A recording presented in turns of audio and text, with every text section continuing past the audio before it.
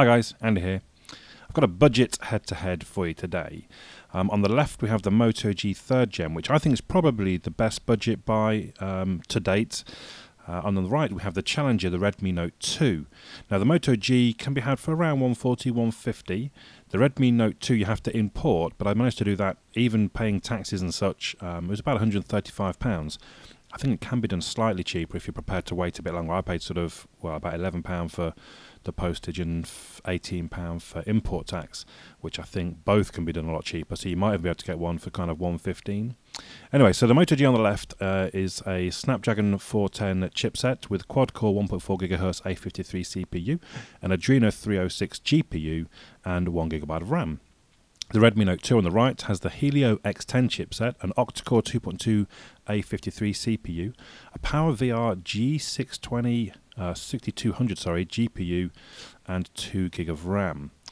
While I've been waffling on, they've been doing the boot test in the background, and actually the Moto G came out top on that. It's quite interesting. I suppose it's sort of almost a stock Android versus MIUI 7 in that instance, and stock Android, maybe not unsurprisingly, came out top. So I'll give it a few minutes, then we'll start off with the Angry Birds opening test, as usual. I'm using Angry Birds 2 these days. It's a bit more intensive on the CPU and the memory and all that sort of thing. And the Redmi Note 2 seems to have the slight edge, which you might expect with 2GB of RAM and an octa-core CPU over the Moto G's quad-core and 1GB of RAM. And the Redmi Note 2 making a bit of a burst to the end. The Moto G not far behind. The Redmi Note 2 is there. And the Moto G isn't that far behind it actually. So relatively close. Not too big a difference, I would suggest, all in all, in that first test. Quite often I would do this test twice for you, but because actually Angry Birds 2 takes a lot longer, I have run it before, and the Redmi Note 2 one before as well, so I can tell you actually it's two for two. Now, oops, the touch didn't register on the Redmi Note 2, which is interesting. We'll try again.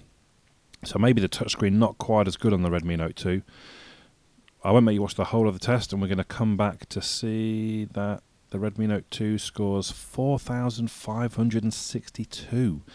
That's a pretty impressive score. Now, my Note 5 has broken the 5,000 barrier. I think the S6 broke the 5,000 barrier. But for a phone, £120, £130 phone to score 4,500, I think that's really quite impressive. Very good performance. The Moto G, still slugging away. Takes a lot longer to get through the test, which normally signifies a slower score, and there it is, 1,565. So a long way behind the Redmi Note 2. The Redmi Note 2 scoring three times the score of the Moto G. So clearly the Redmi Note 2 wins there.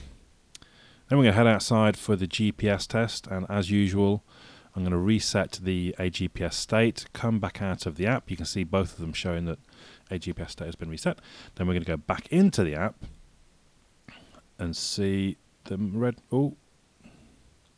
Moto G just sneaking in literally sort of split seconds before.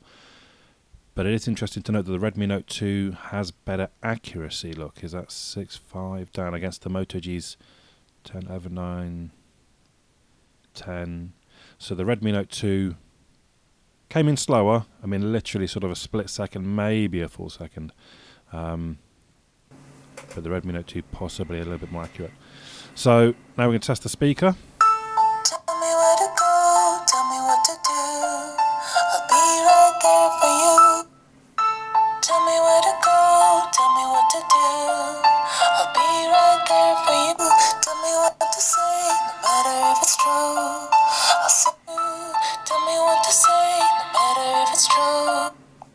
Cause I obsess on everything. In my mind, small ish bothers me, but now my father matter with me. Look on the bright side. At least I ain't walking. I fight the ride, dude. You might have noticed the touch didn't register again then on the Redmi Note 2 as I tried to play. Now, to me, I don't know how it sounds on the video, but the Moto G clearly louder. Essentially gave organizations like GCHQ and the NSA a free rein to go do mass surveillance. It also essentially gave organizations like GCHQ and the NSA a free rein to go do mass surveillance, but overturned a lot of the rules and laws. And now we're in the situation where people are clamoring, also overturned a lot of the rules and laws. And now we're in the situation where people are clamoring for the Googles and the Facebooks and the Twitters, counter-terrorist agencies. Yeah, it's a real problem. And then if you build upon that, Mike, I don't know how many...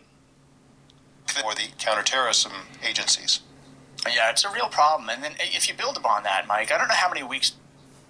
And again, the touch not registering a couple of times there with Redmi Note 2. The Moto G, for me, clearly has a much better speaker. It's front-facing as well, which will help in this sort of instance where they're laying on the desk as they are. So the Moto G takes that one. We move on to the Chrome browser test. I've cleared the history and the cache from each browser. We'll start off with the BBC website. The Redmi Note 2 coming in very well, both very quick actually. But the Redmi Note 2 slightly quicker. They both scroll very smoothly. Not really any differences there. Both screens look pretty good actually, both very similar. We'll move on to the second test, which is NFL.com. Again, as they load through, both very close, but I think the Redmi Note 2 has the edge. So we'll go on to the last site that I always use.